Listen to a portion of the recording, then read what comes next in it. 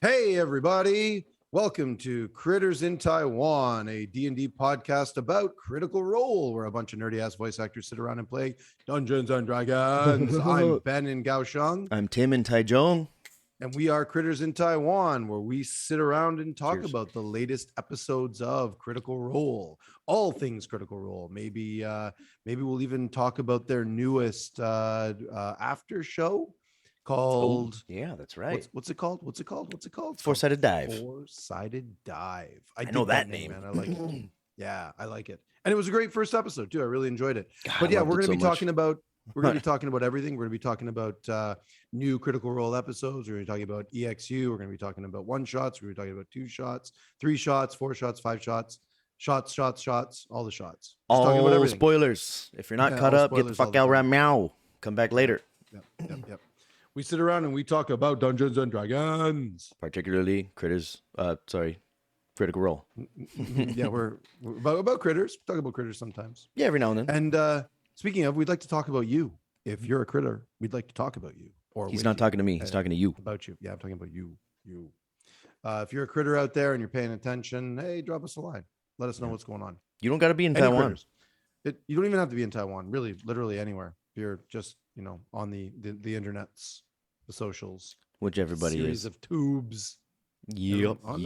Not everybody. I met a guy today. Not on the internets, not on the Facebooks, not on the Reddits, not on the anythings.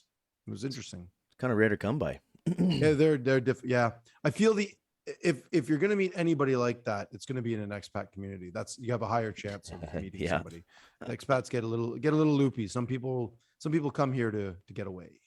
It's one of my favorite things when I get away. back home, which hasn't been for a while. We go out to the cabin. There's no internet out there. There's hardly power. Well, we do have power now, but we have a well, but we got to be careful with it. But you don't check Facebook every minute. You don't look at your phone every minute. It's like, no, you open a book, you do a crossword, you talk to your mom. Whoa, you talk to people. Yeah, you listen to the bears on the beach. And then after a day or two, you stop automatically reaching for your phone. I was just gonna say that's what they do in California too. Down at the what is that place called where all the bears hang out? There's a bear hangout in California. Yeah, man, down in Santa Monica pier. It's where all the bears on the beach. Oh, okay. Never mind. They do have a bear on their flag, don't they? Or is that a different country? No, that's California. Oh, okay, yeah. Yeah, that's because they're the short-nosed bear, the big one, the real big one, 12 feet tall or something. You're talking to a guy from Kodiak, buddy. No. The short nose was way bigger than the modern grizzly, almost half again as big. Kodiak grizzlies are the biggest in the world. Are the biggest. This was the biggest. Oh, they were the biggest. This one's extinct. Megafauna several 10, 20,000 years ago. Megafauna. That fucking... Oh, never mind. Talking about the megalodon, is that the one? Fucking that's favorite shark as a kid. Favorite shark as a kid. Yeah. Of course it is. The biggest shark you ever heard of. The Meg. Hey, you can stand up in its mouth. That's crazy. Hey, we're talking about Critical Role, the newest episode. Oh shit! What show is this? Number 19, which is called Omens Above. Okay, yeah, that's basically the whole thing. It kind of was. Massive lore dump in this one. Yeah. Yeah, the first half of the episode was lore. Not all lore, but a good chunk of it was lore. And these are inevitably one of my favorite kind of episodes where you're getting a rare insight. They happen about every maybe 10 or so. You get a nice deep look at a particular part of Matt's world building. And this was no exception. This was fun. It was really fun. I enjoyed it a lot. Yeah, they're usually tied to an unexpectedly good roll, somebody rolls a nat 20 and be like, with a 20, you also understand that this, and then people go, oh, what the fuck? Yeah. And then or my favorite moment is when somebody often Sam or Travis is like, so who fucking cares? Big fucking deal. And then Matt's response, well, fine, fuck lore then. Let's just, who cares about lore? Speaking of which, I got one more point when I was sitting out there listening. Yeah, Oh, the nice. first 90 minutes was just dumping Yeah. lore, man. Yeah, man. I got until about an hour and definitely an hour and 20 or so. Yeah. It's I got a couple of good fun timestamps on this one because there was a couple of moments in there that made me chuckle and laugh and had some That's every giggles. episode, you know. Yeah, it feels like it. It feels like it. Man. Okay, so shall we start this? Yeah, let's get it going. So we all get to pee Well, on time. yeah, absolutely. That's, So I got my big 35 millimeter dice here, and I am ready to. I mean, yeah, go. like that's gonna work. I mean, come on. Where's that nat 20? There you are. Look at there. I'm good. Didn't know you were religious. Hey, religious. Get it? Ooh, tough to beat a 17, buddy. Easy to beat it too. Fucking hell. All right. Well, I'm gonna preface. What do you got? I'm gonna preface with, you know me, and if you've been watching long enough, you know me. When I watch things, I don't try to sit back and predict. I don't go Charlie Day on everything and try to connect shit together. I just sit back and I go. There's the occasional little thing that I'll be like, I think it was that guy, you know, or like I think she stole it, you know. But I don't sit by it. I just always assume that there's something I don't know that they'll tell me later and it'll make more sense later. So I don't sit back and, you know, like in that 90 minutes, I'm just sitting there just like, okay, you know, it's good story time. And then they get into the goofy stuff and I'm like, this is so fun, you know. And then, so my questions, my points, they don't have a lot to do with the lore except for maybe one or two. But we'll cross that bridge, or we'll jump off that bridge when we get to it, as Orem said, to FCG, I believe. I'm going to start with something fairly light and something that I thought was a choice of Matthew's. When they talked to that person who was the last person to see the twins before they died. Astani. Thank you. You're the one with the names this time. There's too many for me to write down. Yeah.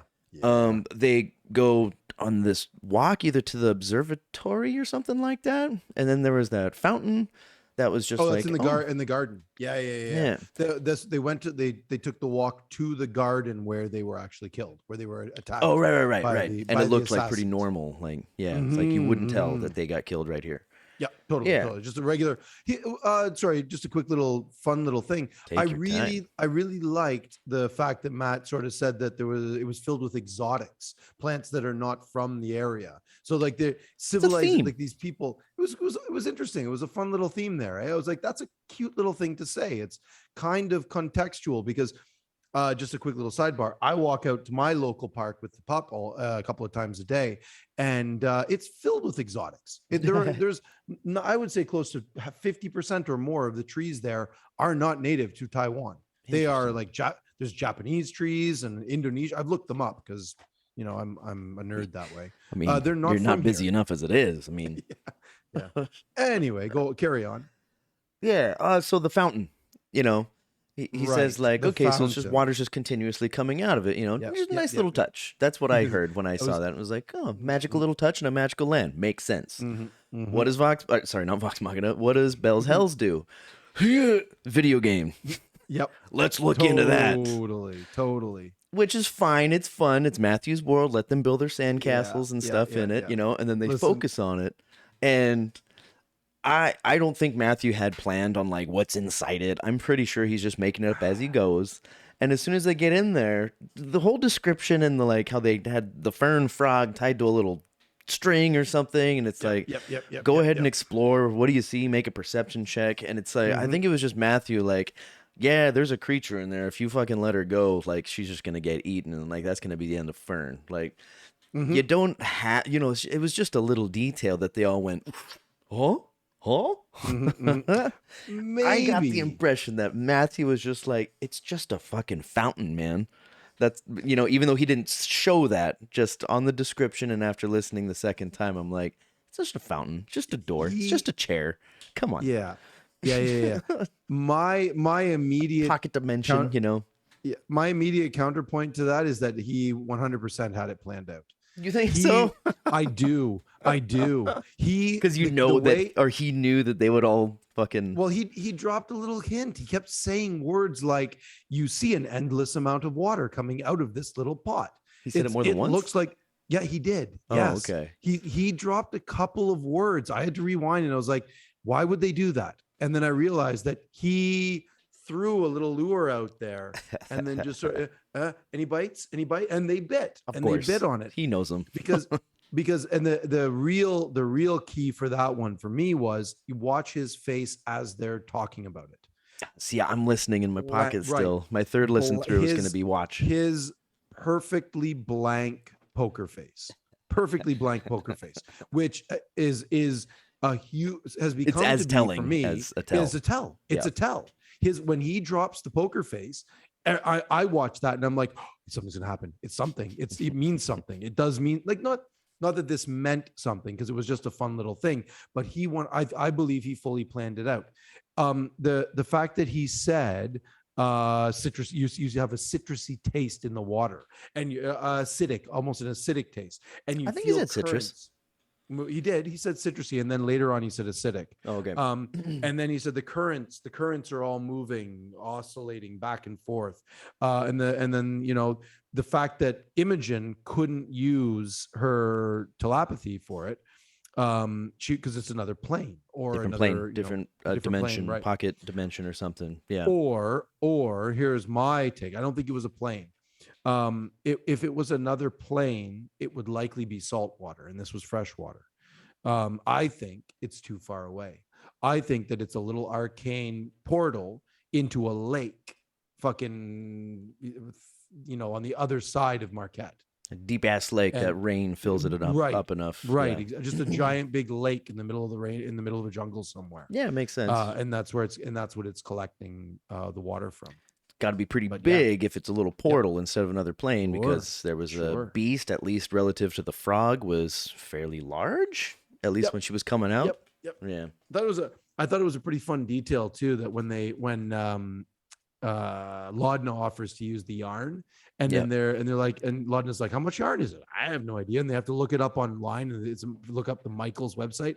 My grandmother was a knitter. She knitted. I have a blanket of hers that she knit. She used to knit us Afghans and mittens and toques and scarves, and she would knit even jackets when we were a little kid. So she was a prolific knitter all of my childhood. A ball of yarn is easily 200 meters or more. Easily. It's so it's well, a ball of yarn's the size of a softball. Ball, right? Yeah. It's a softball. Yeah. It's like the size of a grapefruit. Balls, and they're pretty tight. Yeah, exactly. So she would have this basket when we were kids growing up. She had this big rattan basket filled with all the different yarns, and we would just sit there and play with them. And I'd be like, yeah, it's easily 200 like a bunch of cats. More. Yeah, pretty much. Yeah, it was fun. All right, that was my first one. I wrote some of these down when I was in a mood, because I had a day at work, man. So I'm trying to make sure that mood doesn't translate too much. But I had that, and like, well, he didn't have that. That was just a fuck you to the players. maybe. Listen, like, I could be wrong too, but he could have been just making it up as he goes. And there was like, oh, okay, they're going to look in there. Well, this would be that. And it would just, sure. Why not? It goes to another plane or another dimension or another place. And then he just starts making it up. But I think there's a little bit, I don't think he leaves things to chance so much anymore. I think a lot of it is planned out, even with that much experience, and that much time spent on, like, just imagining this world. It's got to be just like, yeah, sure, I got something for everything, no problem. Mm-hmm. Yeah, there's a little sidebar. He's like, oh yeah, you're going there, and he's like, right, that goes to here. He's made a little note of it, or he's just making it up as he goes. Who knows? Which he's also great at. Right. Equal. Yeah. The fact that we think it could be either or speaks volumes. Yeah, might come up later, like a lot of this other shit that we got to talk about. Sure. Okay, so then mine is, I'm gonna go with that the was big yours. one. Okay. No. I'll go. I was just talking about yours. Just riffing. Just going for it. Just riffing. Here's mine. So at the same place, when they go to Astani's place and they start talking to him about, just a quick little thing. I don't know if you realize this, but Astani is a Unia, which is the orc elf race. Oh, right. Which is just a quick little sidebar. Fucking fascinating, man. What a neat idea that orcs and elves could have a race. I fucking love that. I think it's very cool. Anyway, he's talking to them about them being attacked, as soon as he was talking about it, and he's like, right, they were attacked by 3. They were black and gray robes with gray masks. Couldn't really see who they were. They killed the twins. They really wounded Brescio, their bodyguard, poisoned him. In fact, they didn't touch Astani, and then so Brescio kills one of them and almost gets killed by that one. The other 2 flee, and they're gone. Flashback to Orem when he's working at the Arashari with Keyleth, with his husband Will, and the assassins attack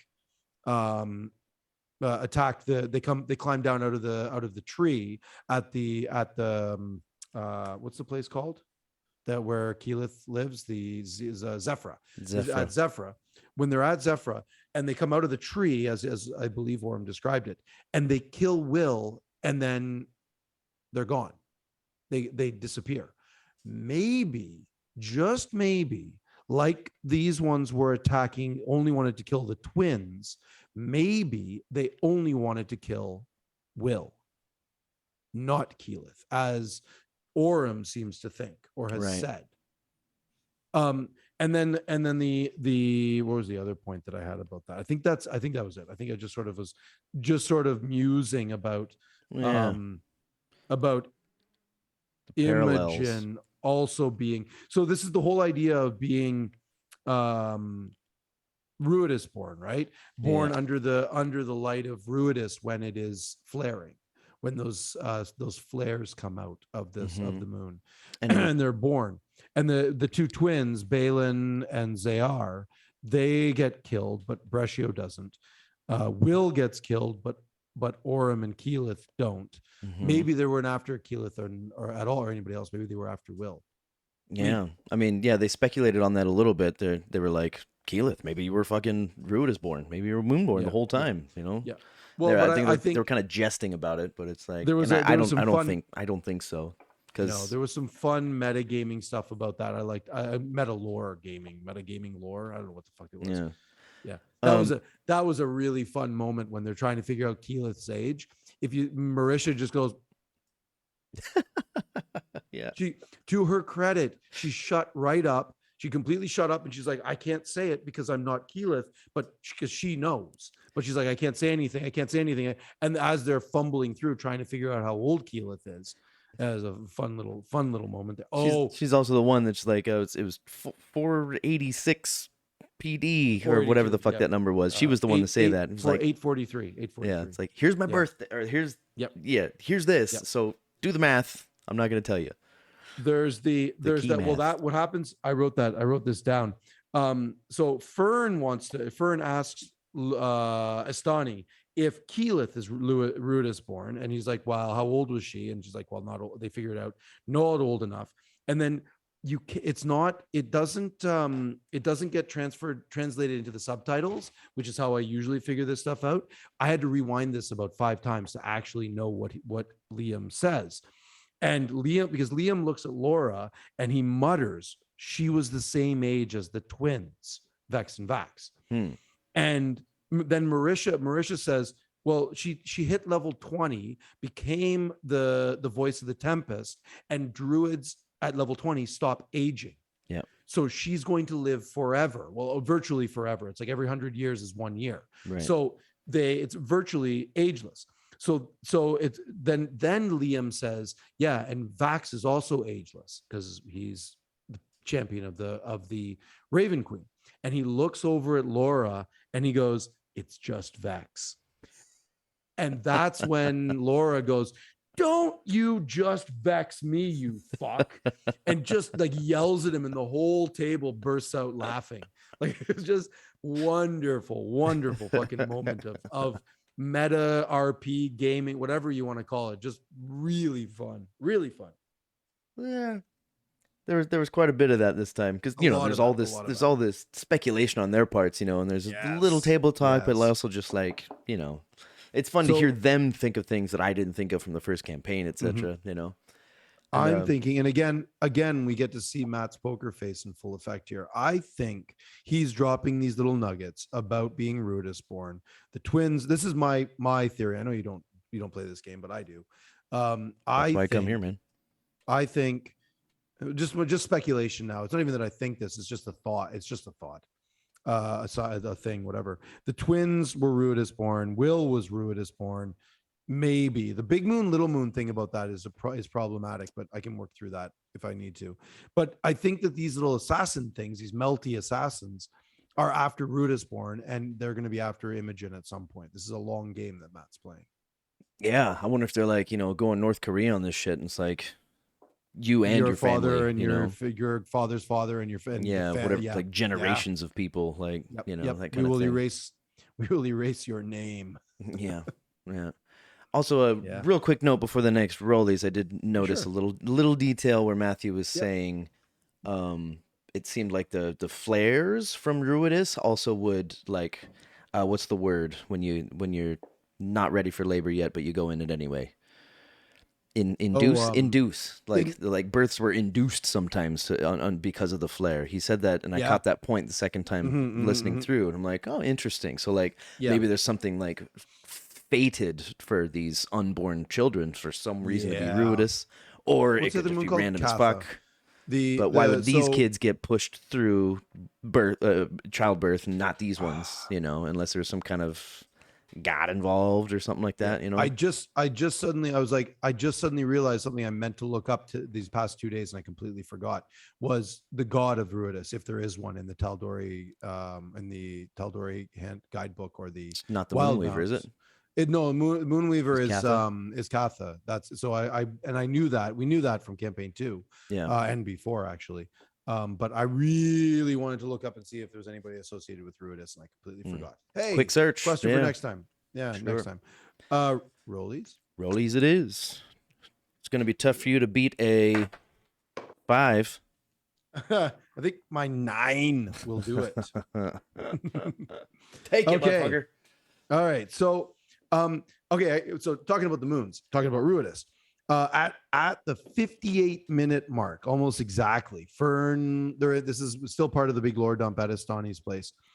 When he's talking to them about why he's so interested in Ruidus, and he's saying that, well, I was looking at when he was a kid, he was like, I was really interested in the research into celestial bodies and how they align together. And that's how I made my money, because people, arcane practitioners and divine practitioners, want to know more about that, and they will pay for the information, blah, blah, blah. And then mic discipline, please. Oh, sorry. Am I too noisy or too quiet? You were too quiet there. Oh, sorry. I'll move in a little bit. Get up in there, choke on it. Okay. So Fern, at about 58 minutes, she asks Estani, has anyone ever been there before? And he sort of laughs. That was my question. Like, what? Wait a minute. What? And blah, blah, blah. So I did some back of the envelope math. And I started looking at the fastest modes of transportation in D&D 5th edition. Huh. And I found the distance for them. The actual math is over in there. But anyway, I have the results of it here. I started looking at all the different modes of transportation. I was like, okay, well, teleportation is instantaneous, but that's whatever. And I was like, you can see it, but you can't get there, so that would be dangerous. And then magical or otherwise, I sort of settled on the airship. I figured that if they could encase an airship in an Odalix resilient sphere, and it would be basically, they'd be creating a spaceship that would a airship that could just take off into there. So doing quick back of the envelope math, I've got the airship making it in about 18 months. 18 months. Yeah. Interesting. And also, if we don't forget, anything inside the sphere is 1 pound. Doesn't matter how big or how heavy. Yeah, exactly. So, but it'd be a modified how the fuck version. Do I know that? You remember it would be a modified version. It would just be something to keep the air in, and they probably, I don't know how they would do it. It's magical. But again, it's magic, right? It would be like you just have to spend some time and build it and create those spells and But as Homeboy build said, spells. he's like, well, with the things that we know now, and like good luck trying to Yeah. get up there, Right. which nobody insight checked, I don't think. No, You no. know, they And kind of let that one the go, but they insight checked other things around it. Listen, in campaign 1, they took a full year off. Mm-hmm. Who's to say they couldn't take 18 months off, build an airship, and then 18 months later, you arrive at Ruidus. And why the fuck not, right? Well, but How why go fun there? would that be? I guess I don't there know. might be a reason coming up soon, When they're level 18, ask that question again. Good point. Who knows, right? Who knows? Just fucking why look into the fountain? Mm-hmm. Exactly. Like, you want to go to the moon, man. Grog? Fuck yeah, let's go to the moon. Let's find some different beasts. Exactly. Well, I mean, the whole let's give idea it a that challenge here. These giant storms there. Listen, the only way there could be storms like that there is if there is an atmosphere, which doesn't make sense for a moon. Kind of Titan has an atmosphere. Some of the bigger moons, I mean, Europa and those, the big ones in our solar system, they have atmospheres. So maybe, but I mean, the way he was describing it, I'm like, physics and stuff. Magic? Is it magic? Is there something magical happening with these on worlds? That moon? Magic, physics, and they have to marry at some point, And I mean, remember, we're really, really lucky that that Ruidus is facing us. Otherwise, we wouldn't be able to see it. It's flat. Oh, right. I forgot about that joke. Oh no, it's round for sure.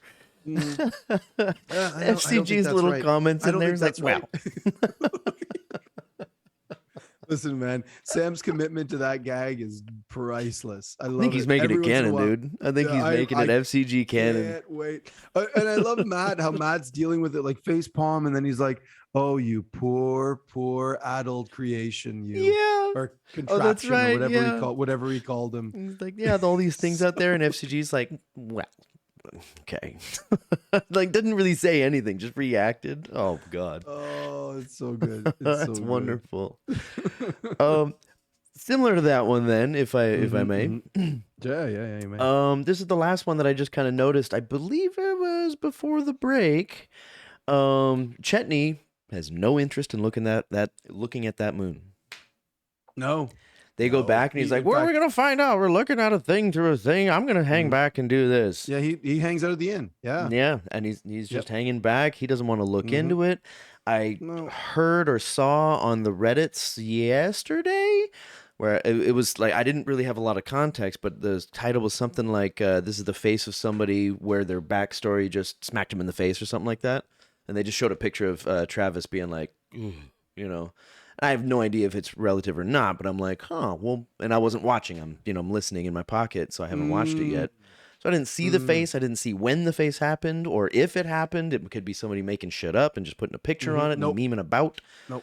But I know. Come on. He's fucking lycanthrope and tied to the moon, and he doesn't want anything to do with it. So there's something there. He's just, and nobody touched it. They're just like, okay.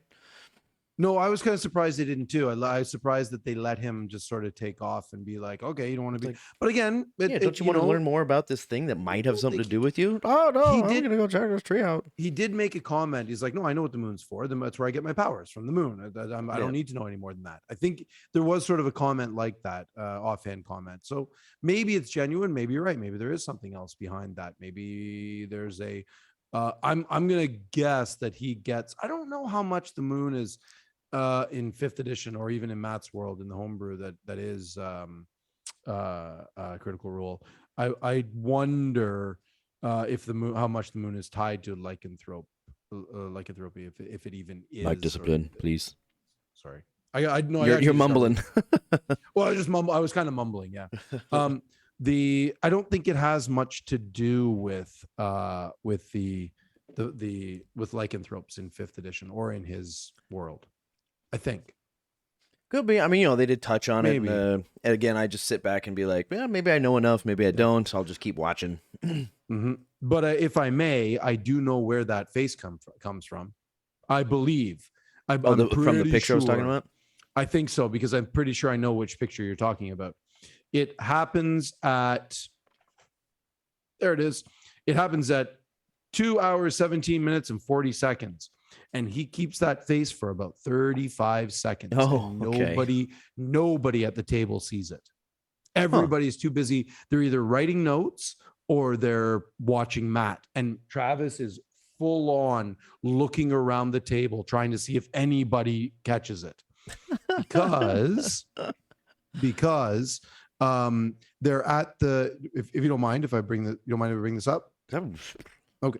They're at the shop, Not Forgotten, the little antique shop, and they're just getting they've just got the little marionette, the sashimi, Laudna's new little Forgot the name of sashimi.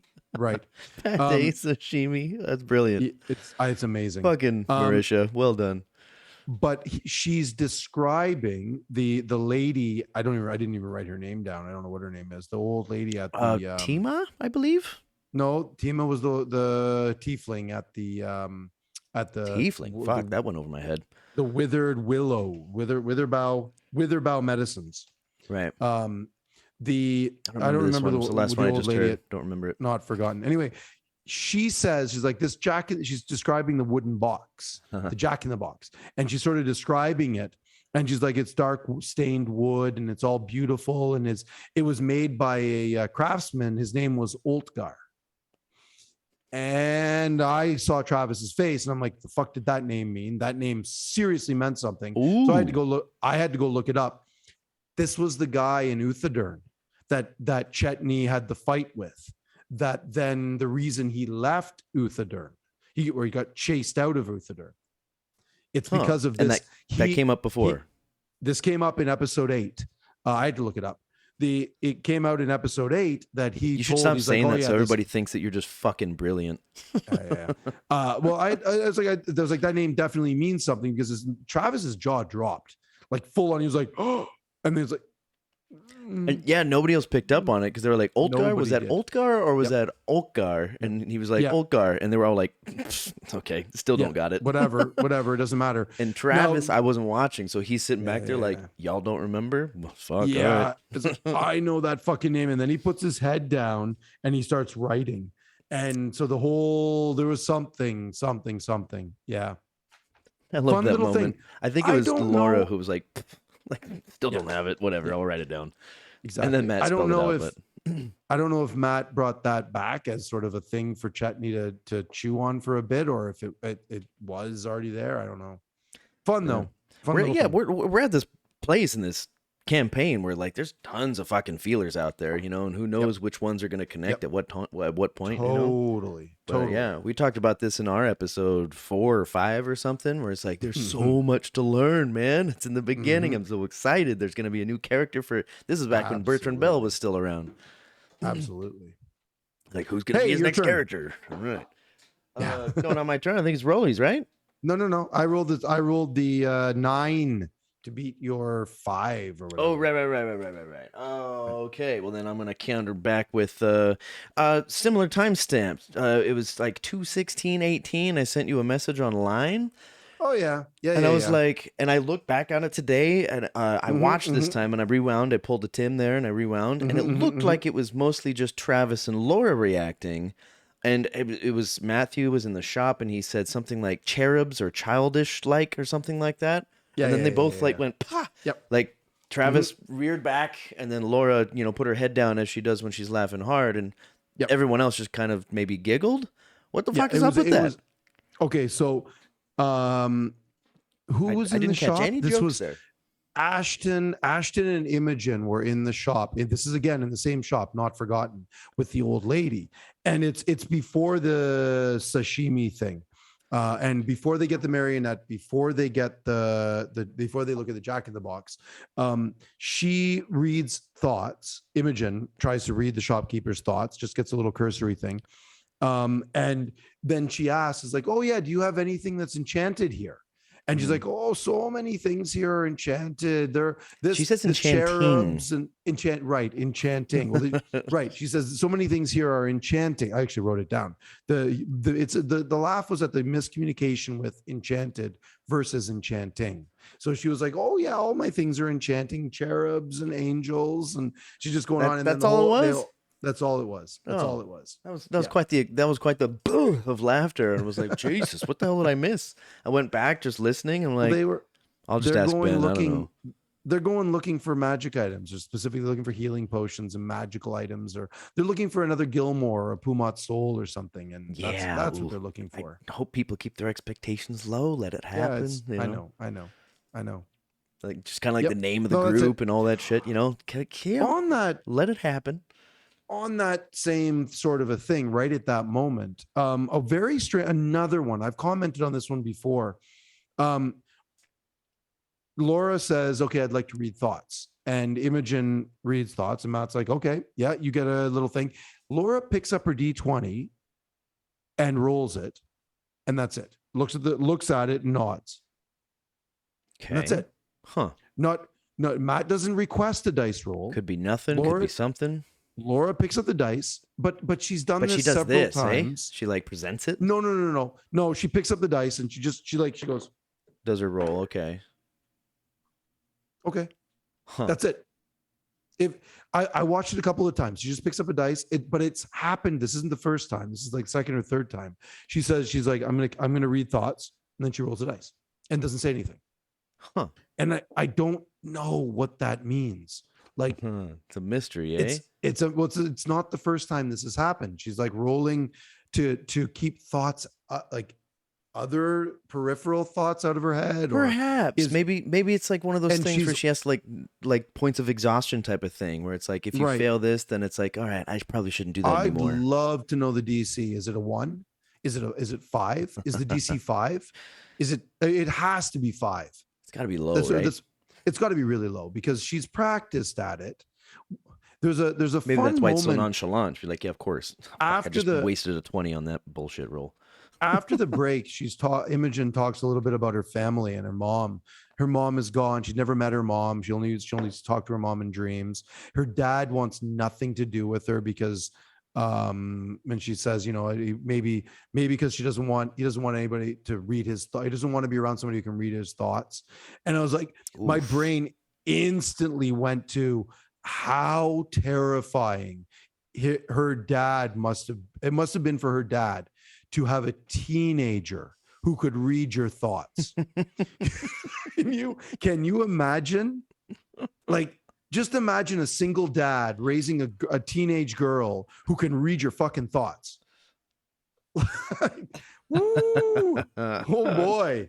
I mean, we're teachers here, It's like, no, that's what I'm talking about. Teachers don't have favorites. Bullshit. If you still believe that, you are incorrect. Yeah. Same with siblings and children. If you're like, no, we don't play favorites. Yeah, bullshit. They play favorites. You can't help it. That's human nature. Animal nature. Yeah, sure. Yeah. I understand that, but fuck, man. I mean, even when you don't have any secrets, you got some secrets. Yeah, man. I was just thinking about that whole thing, like the relationship they must have had at home and how trying it must have been for her as a kid, because Imogen even says at one point, she's always been able to read thoughts. She's always had this ability. And like, oh fuck, poor dad. Dad. To be so strange for that to be normal, Yeah. Like, this is how life is. Like, and then you find out that other people can't, She must have been like 4 or 5 years old. Who knows when she found out that other people can't do the same thing. Yeah, who knows? It's kind of like nope, not bringing politics into this, but I found some stuff out when I was 37 years old about a lot of people in my family. I'll leave it at that. Sure. Rollies time? Hey, rollies, let's do that. Man, we fill up a lot of time with a few points each, man. It's already 40 minutes in. Jesus. That's all good. How do we do it? You beat a 12? Probably. I always beat a 12 with a 4. I believe your math is wrong. Oh, well. Oh, shit. You're right. Okay. Maybe the tides are turning. Yeah, maybe. Never. Come on. I always win. Man, I've kind of said all the stuff I want to say now. We've talked about FCG's Flat Exandria gag. That stuff makes me fucking. The rest of Man, mine are pretty small. Yeah. yeah, mine are also. Let's knock them out. Yeah, okay, let's bang them out. I'm gonna jump right to when they get to after the long rest. They get to midnight. They go back to the museum of whatever the fuck it's called with Yvonne Hytroga's place where he's doing the sparkles and the lights and all those things, getting ready for the thing. The other team fascinates me, absolutely fascinates me. We've got a silver dragonborn. I'm guessing rogue. We've got a hairless tabaxi, guessing rogue. A furbolg, unarmed furbolg. It's got to be a wizard or a druid. A goblin with a light crossbow. Not the brave. Yeah, and then the human, another rogue, and then the human. They didn't say much about the human. Oh no, the human was a barbarian. That's right. The human had a unarmored giant big axe or something like that. That makes sense. Human barbarian. That's a lot of rogue action in that group, man. It's a lot of rogue and action. The items that they found out that they bought, like the mist form thing, and all that shit. Oh boy, these guys are losing this battle. I think so.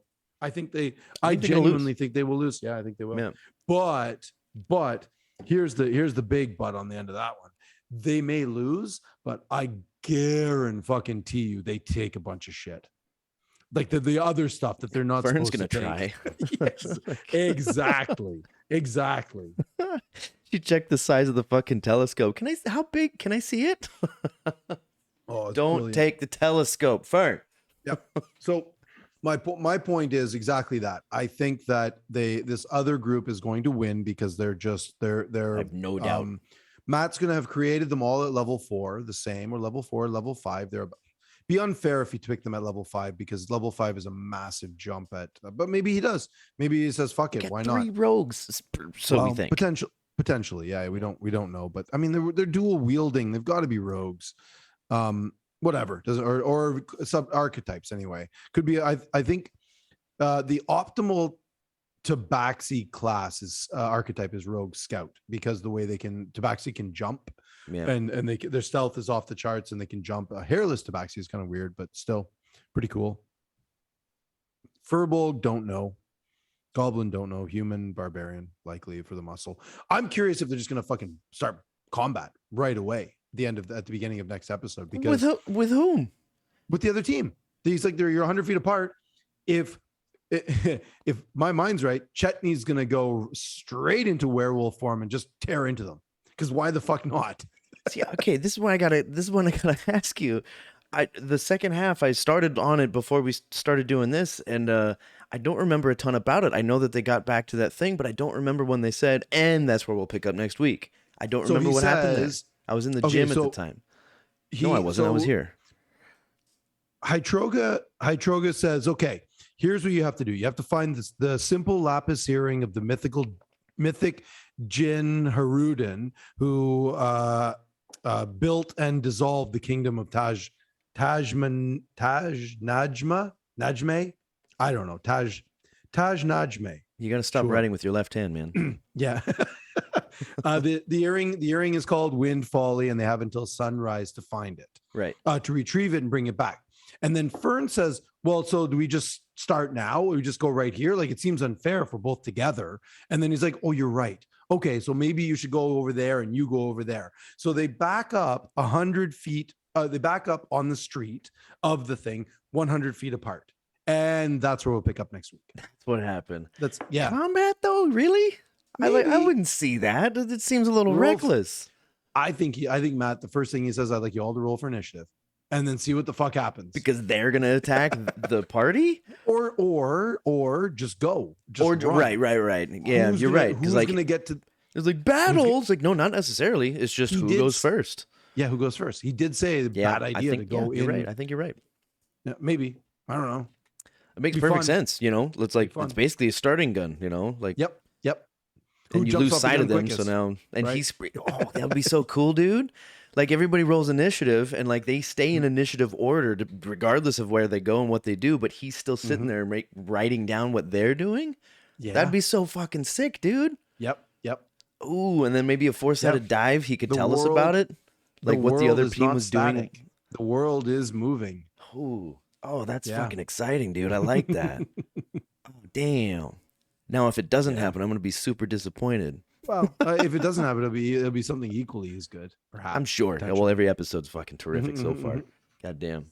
They haven't All had right, a what do you roll got? yet. What do you got? Because I'm running out of things. Counter to that, yeah, these are all pretty small, so I'm just gonna pick one.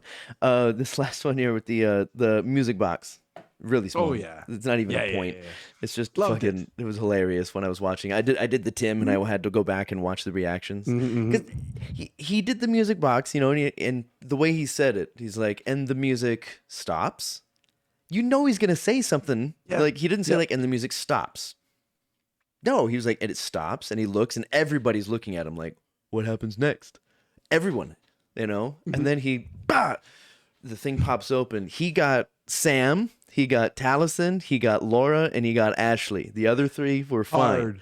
Yeah, And hard. like Ashley, Sam was sitting there, and he went, like, blinked. Yep. Taliesin, he was sitting there with a hand up there, and he went, like this. Yep. Laura, surprisingly, she was like leaning back, and then she went, oh. Yeah. And then Ashley was also kind of turning sideways, and she went, that really got me. Yep. And then the other three just laughed at him. Yeah. Ashley, I could tell Ashley's heart skipped. It was just like one of those, oh God, oh. Yeah. Even though they knew it was it. coming. You fucking knew it was coming. It was so good. Listen, I wonder if it would have gotten me too. If I'm sitting there like, I know he's gonna do it. I know it's gonna pop up. You know it. But I know still got him. I know that most of my players won't have made it this far, but I am 100% stealing that for my campaign. Nice. I am absolutely 100% stealing no that. No shame in stealing that shit from this campaign. I'm gonna scare the shit out of the table. I can't wait. You know what you should do though? Like when you say and the music stops, pick up your drink, and then do it. Yeah. I'm gonna practice it a couple of times. There you go. Get a mirror. Make sure I get the cadence. Yeah. Oh yeah. No, I'll sit at the table and I'll make sure I get the cadence right. Yeah. Yep. Can I tack another one on there just because of course they're you so can. small right here? Of course you can. Yeah, of course you can. Is it Matthew's mug the one that makes the pew pew pew sound? It is. Okay, because that's huge for just listening. He must put round ice cubes in there because they're the only ones that'll make that kind of noise. And I know this because I have round ice cubes and they always make that noise.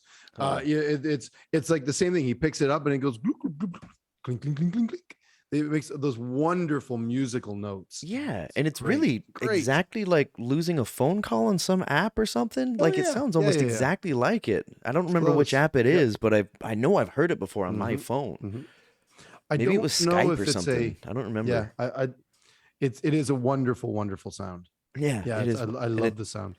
But it's one of those things where it's like I'm pretty sure it's Matt's, but again, I haven't watched a lot of this yet. It's always in my pocket on my walks or at the gym. I watch a bit, but I'm also exhausted. But yeah, it's a big old tell, you know, because like when you hear Matthew take a drink, that is or isn't one of his tells, but in wherever he does it, really kind of tells you whether or not like Matthew's thinking of something, he's improvising, or someone's close to discovering something. Sure. And you hear the doo doo doo, and everybody's like, "That's a funny sound." Nice move, Matt. You got him off the trail. Totally.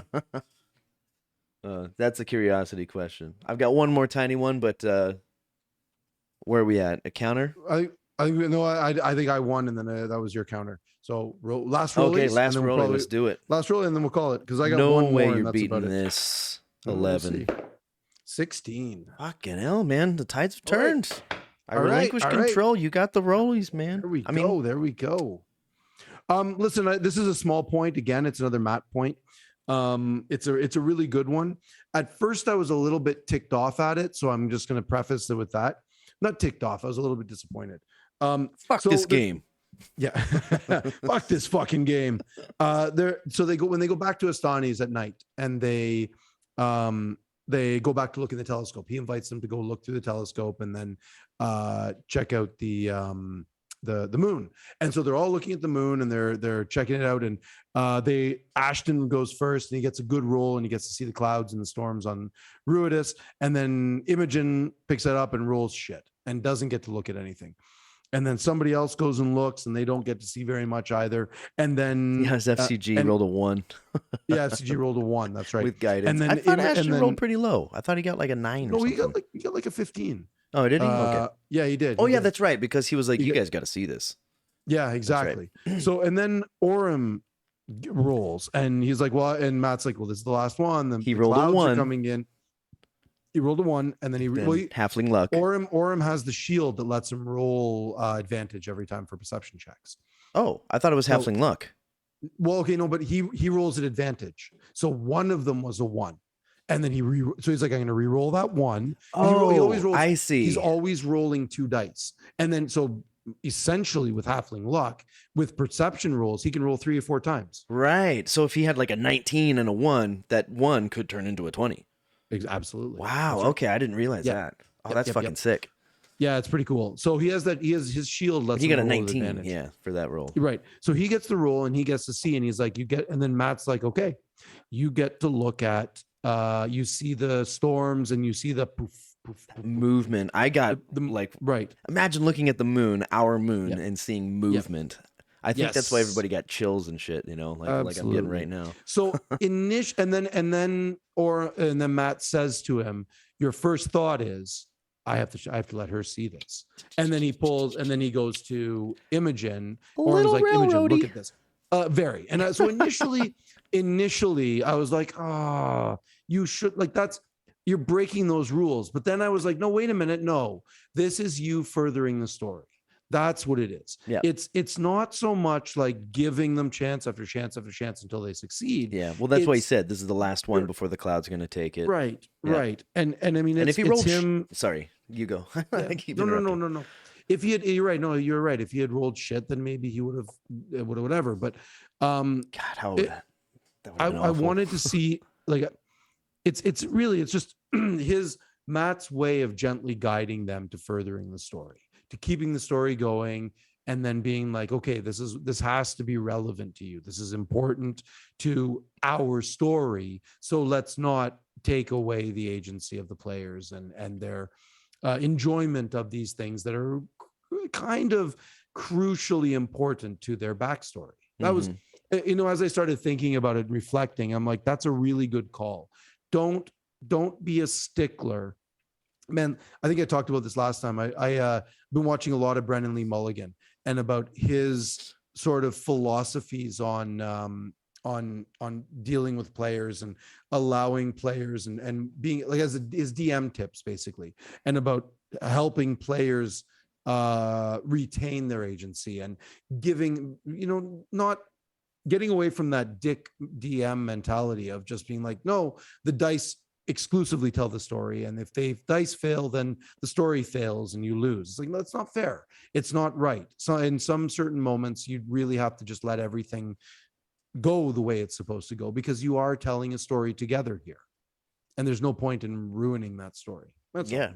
And if he had rolled shitty, I mean, like if Laudna had taken that role, Matthew would have said the same thing. He would have been like, and your first thought is, Imogen, like, this is, you got to see this. Your best friend needs to see Ashton, if he hadn't gone first, do you think Matthew would have said to Ashton that your first thought is Imogen?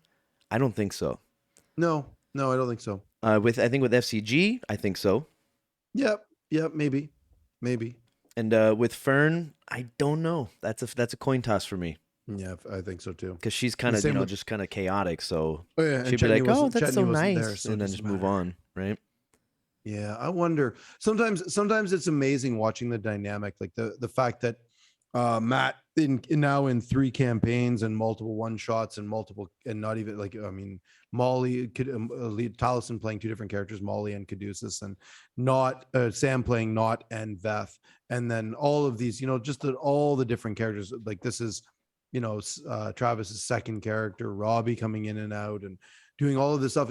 It's sort of amazing that the mental acrobatics and juggling that Matt does is just, I know. It's incredible. It is incredible. Yep. This kind of actually leads into this last little point that I've got here. All right, go.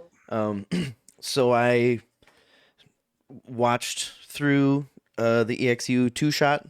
I enjoyed the second one more than I liked the first one. The first one didn't engage me very much, but the second one, for one reason or another, did. I just guess maybe I wasn't distracted or something. And as we both know, Rule of Cool is like the fucking boss in EXU, right? Yep. And hell yeah. However, I'm not looking at you, Ben. I'm looking at people. However you feel about that is however you feel. Totally. And then there's I've just on that note, I've come to church. I've come to peace with it. I've said my piece about the EXU, and I've come to terms with it. Yeah, a little bit. We discussed the 8-shot, right? Yeah. I watched the 8. We talked about it. We haven't talked about the Keimal one. I'm still not a fan of it. For me, it's just not that interesting. It's not what I like to watch. It's not the way I like to play D&D. So it's just, that's plain and simple. But I'm cool with it. I'm all good with it. Yeah. They're having a good time. That's all that matters. I watched it for the canon, because Dorian's involved and, his brother's involved, the $40,000 fine and etc. Yeah. So I watched it for the canon. Go on. So Rule of Cool is number 1 there, and then the stark contrast between EXU versus Critical Role. When what was it? It was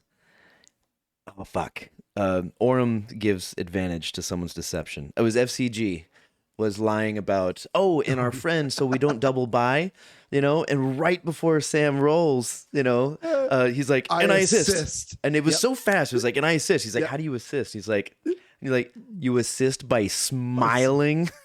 It was so fast. I had to go back and watch it.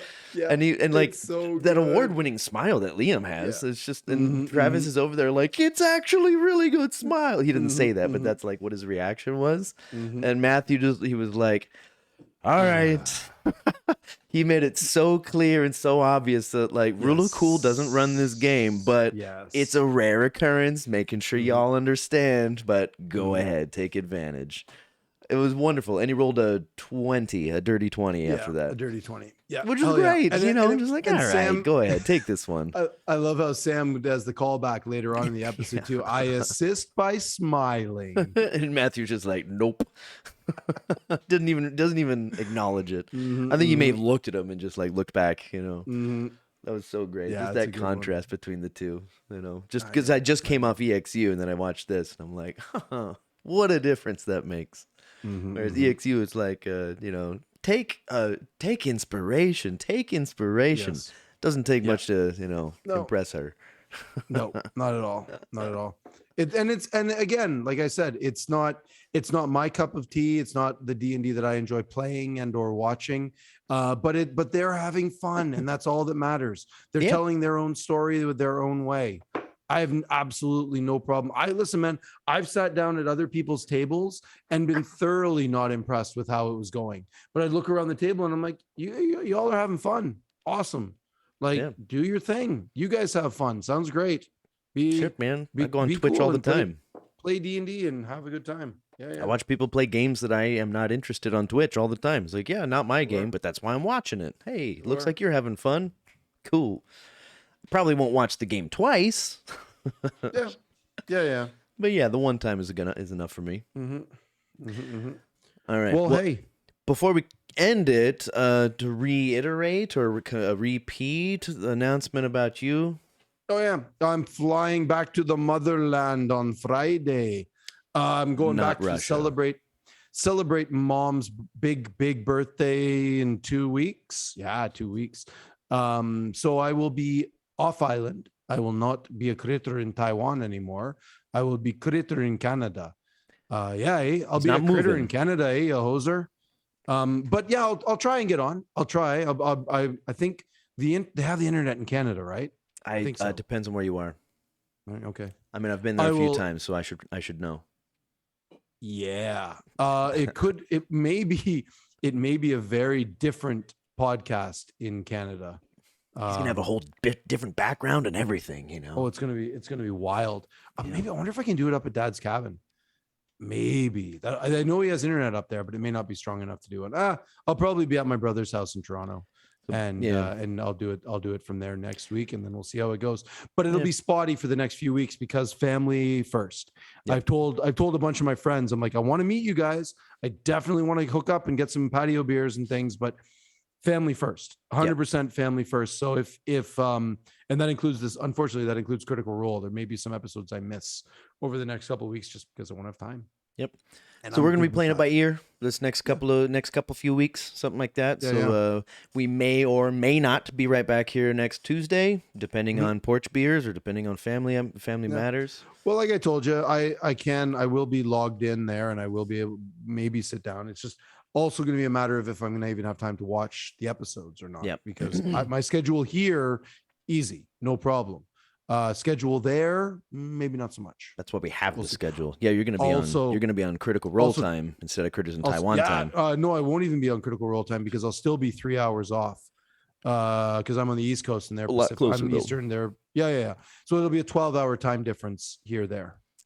Yeah. So instead of 7 p.m., you'll be at 10 p.m. on Thursday. It'll be Thursday night for you, right? No, it'll be 1. It's the other way. So it'll be 1 a.m. When do they start on Thursdays? Isn't it 7? 7. Yeah, that's right. It'll be 10. Right. They start at 7, so I'll be watching at 10. Yeah, I'm from the same continent. Yeah, sure. I think. Isn't that how time works? Yeah, Los Angeles. Time goes forwards, not backwards. Yeah. Yep. Yeah, that's time does go forwards. Yeah, mostly. I mean, we live in the future, but yeah.